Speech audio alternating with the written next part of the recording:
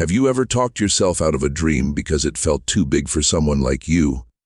In a town where everyone knew each other, there was a man named Leo. He ran a small corner shop passed down from his father. It had a few shelves, a basic counter, and a steady, modest trade. Leo lived by his father's motto, be realistic. A small, steady business is safer than a big, risky dream. Whenever his wife Maya suggested expanding, Leo would smile and say, "Why risk what we have? We're doing fine." He told himself that people who built empires were different. They had education, money, connections. People like him were meant for small things. But sometimes, after closing, Leo would stare at the empty lot next door.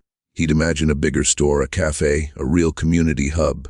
Then the familiar voice would whisper, "Who are you to think so big?" And he'd lock up and go home. Maya saw his potential. One evening she asked, "What if we tried? Just a little?" Leo's reply was always the same. "Let's be grateful for steady and small." But steady and small was about to be tested. A national supermarket announced it was opening 2 blocks away.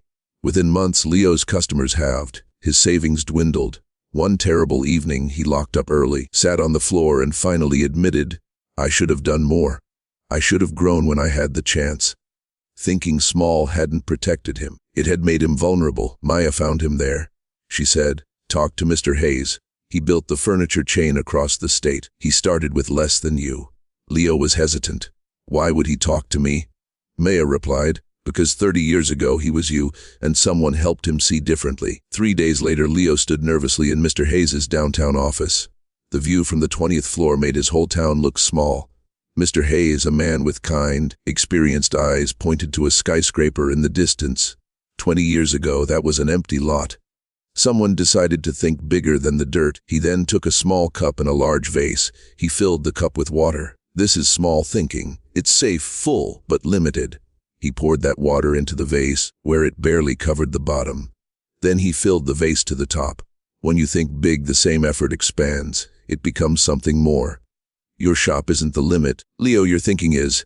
Leo felt something shift inside. "But what if I fail?" he asked. "The pain of regret is far worse," Mr. Hayes said gently.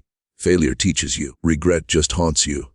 You don't need to know how to build the empire today. You just need to decide you're willing to think beyond the cup." Leo left transformed. That night, he and Maya planned not just to save the store, but to reinvent it. He made a terrifying offer for the empty lot, using all his savings and taking a loan. He expanded the store threefold, adding a cafe, a local farmer's corner, and a community art space. People called him crazy, competing with a giant. Leo now said, "I'd rather try something big and fail than succeed at staying small." The first month was hard. Costs ran over, problems arose. But Leo remembered the vase. He kept going. Slowly, something happened. People came for the community, not just the groceries. The cafe buzzed, the art wall filled, neighbors connected. Within 6 months, his store was thriving. Mr. Hayes came to visit. Seeing the vibrant space, he said, "You built a community." Leo smiled. "You taught me. I was living in a small cup when I could have had the whole vase." Now Leo mentors other small business owners. When they show him safe, small plans, he asks them the question that changed his life. What if you stop telling yourself you can't? Your potential is never the problem. Your thinking about your potential is. The size of your thinking determines the size of your results.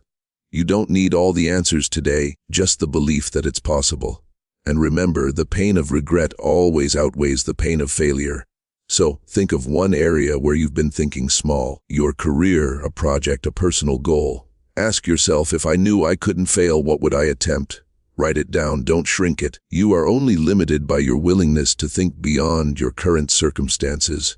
If this story inspired you to think bigger, share it with someone who needs to hear it. Subscribe to Stories of Motivation for more transformative tales every week.